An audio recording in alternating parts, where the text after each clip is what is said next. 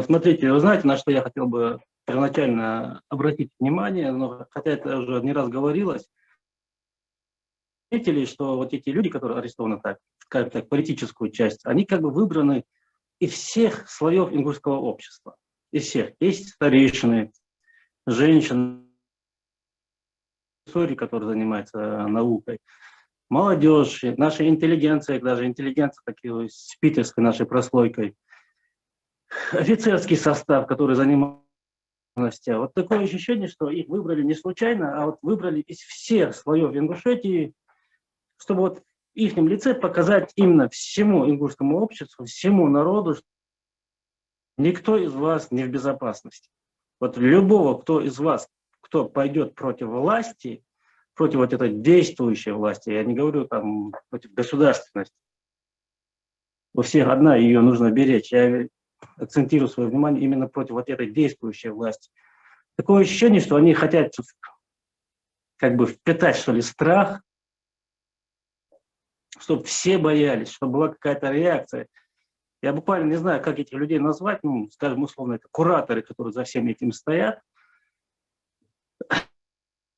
Такое желание, чтобы все их сидели и боялись, выражать современным языком. Я хочу обратить внимание, вот, как историк, который занимается историей, что они получат эту реакцию, которую они надеются получить. Страхом они не впитают, они, хотя мы все знаем вот события, буквально, которые на наших глазах еще происходили, более старшего поколения, 92-го года, 3-х годов, 44-го года. События были более страшные, и репрессии были более страшные. Если даже взять по митингу 73-го года, вы знаете, что вот такой Джабраил, которому как,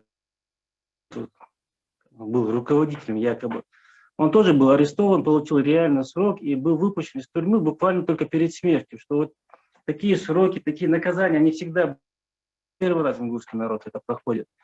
И никакого страха, никакой боязни перед этой властью у людей не возникло. А какая реакция будет, вот об этом я хотел бы сейчас сказать.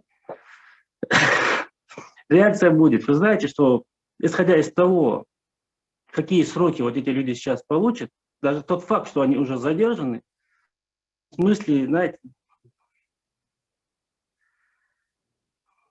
развитие событий, развитие нашей истории будут исходить из этих самых событий.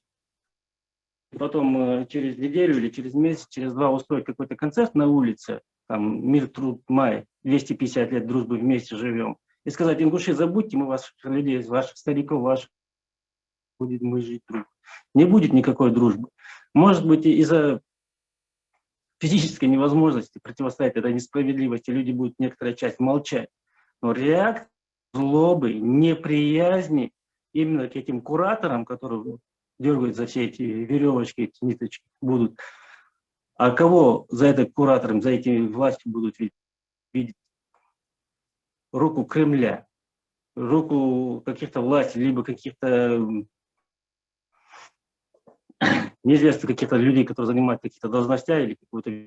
Так что нужно исходить из того, что получат эти люди реальный срок, будет развиваться ближайшая политика, взаимоотношения и политики на Северном Кавказе, тем более Ингушетии, учитывать вот это, учитывать тот факт, что нельзя будет просто посадить и забыть.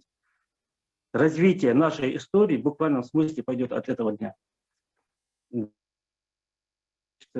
Либо сроки, либо этих людей выпустить. Так что нужно делать выводы из этого. Болезненная тема.